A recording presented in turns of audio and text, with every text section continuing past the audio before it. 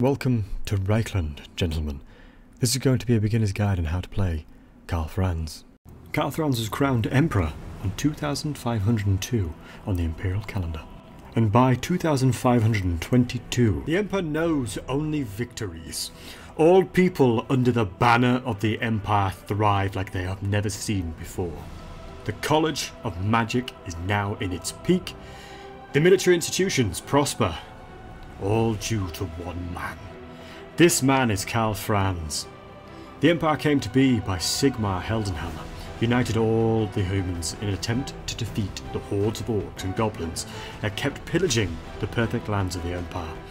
Sigmar said no. So, during the Battle of the Blackfire Pass, he held back and pushed the orcs into the Badlands where they currently reside. This is what shaped the future of the Empire. With Deathclaw by his side, nothing seems impossible. The Wood Elves retrieved a griffin egg from the highest peak of the Grey Mountains and gave it as a gift to Karl Franz. This may be the egg from which Deathclaw hatched. I'm not sure about you guys, but if a man is able to convince the Wood Elves to give him a gift such as this, that is a man you want to follow. For some reason, every single time I learn more lore about Karl Franz, it makes me want to bring up arms and fight alongside of him. So let's quickly discuss Empire armies. So in the early game, you want to make sure to focus on, swordsmen, spearmen, holding the front line, having archers, crossbowmen, shooting over whatever you can, ensuring that you're hitting priority units. Karl Franz is killing the lords and heroes, and then basically your magic, what you want to do is cast magic into big blobs. You can use Fire Mage as burning heads, you can use the Shadow Magic of Pendulum and things like that. So you want to make sure to focus on basically having a front line and then killing any units with magic and the ranged. So excellent, you've hit mid-game, so let's discuss. You're going to want to use Empire Captains, Warrior Priests, and Karl Franz specifically. You can see I've got gaps between my melee units as well to allow my gunpowder units to shoot because they need line of sight of the target, otherwise they're obstructed. And I've got my cavalry for the flank, and so as you can see here, this is one of the most effective ways you can position units, utilizing mortars to pretty much have the majority of the damage. You can still use magic, but you're going to be shifting more towards range and artillery as your DPS, and obviously cavalry will be flanking and doing damage to the routing units.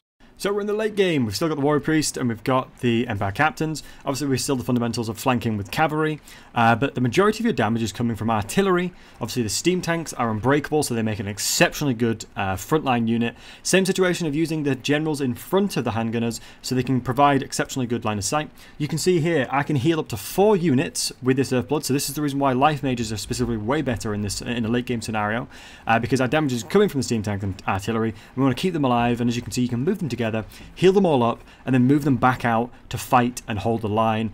Steam tanks are a fantastic late game army. You can go into more so like halberdiers and things like that if you're going against chaos, but this is a fantastic way, and this army really works well. So let's talk research. One of the most amazing things about Empire Research is the fact that you can pretty much go into anything in which you want to currently use in your campaign. Same with the skill tree really, but mainly I want to go into the growth 100%. If I want to go inventory, build into the inventory tree. Same with the cavalry, war machines, artillery, etc. if you fancy that.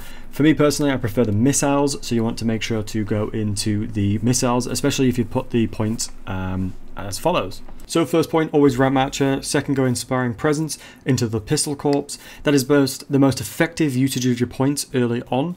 And then I would go into the Blue Tree, getting to Lightning Strike, and since you've already deployed a lot of points in there, go into there, get Headhunter, and then next move on to the Red Tree a little bit further. Now you've got levels on them, and then finally the Yellow Tree. So let's talk about Heir of Sigmar, the buffs he provides. He gives Diplomacy plus 10 with the Empire, which can mean it can snowball into Fealty. Lord Recruit rank, 10% movement range, which means you can attack every settlement in one turn apart from Movers Reich, and upkeep reduction for Reiksguard and Greatsword. And also a nice nifty plus 8 leadership. Fealty. How does it work? When you get up to 10 fealty with an elect account, you can confederate that faction for the cost of 3 Imperial Authority. You can go into a deficit, but understand there will be debuffs. If you keep above 1, you have a 5% chance of gaining fealty with all elect accounts. There's multiple ways to increase fealty. This includes returning lost settlements that said elect account has lost.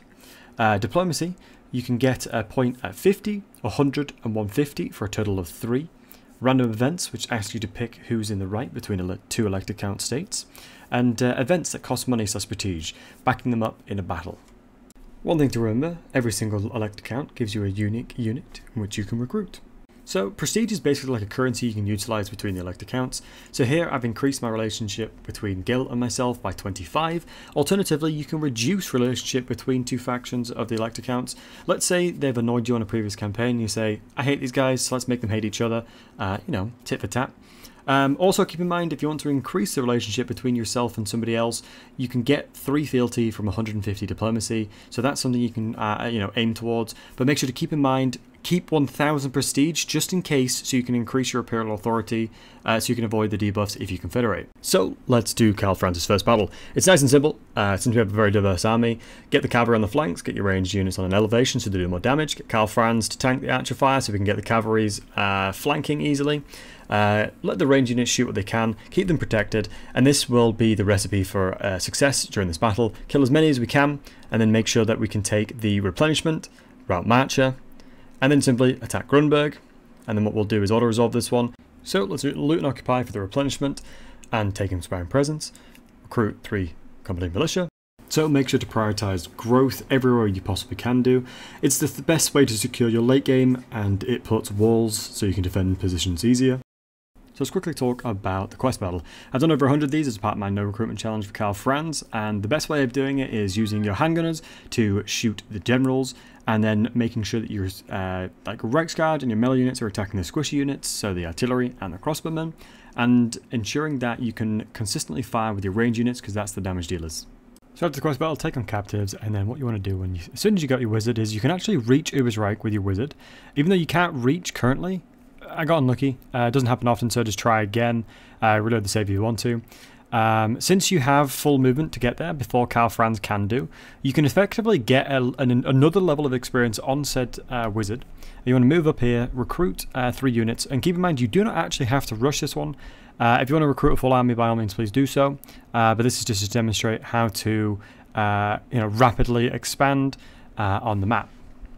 So next up, what we're going to do, once we've got those, we're going to attack. You can auto-resolve this one if you're not confident with the battle, but effectively what you want to do is take control of this left side of the map, and what you'll do with the free company militias is kind of set up like a choke point, and effectively you always want to have like a good line of sight with your units, so flank around with the free company militias when you get a chance. Obviously there's quite a lot of numbers, so you might feel overwhelmed.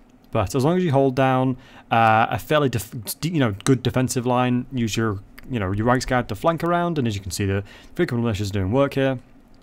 We'll get Karl Franz in there to be a tank, and then obviously we can see this one unit of spearmen is holding back like 4 or 5 units.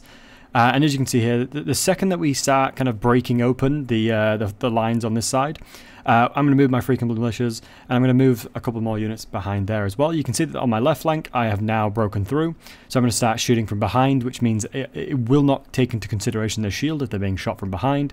Flank around with the Reichsguard to get the crossbowmen, and that's the recipe to win this one. So after you've taken that one out and gotten yourself a victory, what you want to make sure to do is grab yourself the loot and occupy, as we mentioned before, to force the rebellion as soon as possible. Plus you get replenishment, and it's always helpful.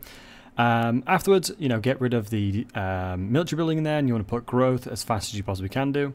We're going to keep going into the pistol corps, and this is actually recorded offline, but Jackie, thanks for the follow, mate. You're breathtaking. Next up, you want to recruit again, and then you can move to Einhar in 1 turn. After that, you want to go take the fort out, as you can get mortars from rebellions, as we mentioned, and forts too. On screen now is my RNG from my legendary no recruit challenge. So next up, let's take the fort out. We're going to be grabbing ourselves the fort. It's an easy auto-resolve if you want to, but fighting is actually kind of fun. But yeah, make sure to fight them so you have a chance of getting the mortars, as if they fully get destroyed, I don't believe you can take them. Obviously we've got 3 in our previous run, but once you've got the fort, make sure to head on over to the vampires. Yes, it's getting spooky o'clock, and turn 11 you can cancel your non-aggression pact with Manfred. After that, set your sights on Vlad. You can take him out very early on, and you want to take Castle Drakenhof, because that'll make the vampires exceptionally weak because they can't recruit anything good. Thank you so much for watching. I hope you enjoyed yourselves. If you've not liked it, comment down below, dislike. If you liked it, sub, like, all that good stuff. Have a wonderful day, morning, evening, wherever you are in the world. This is Battles signing out. Thank you so much.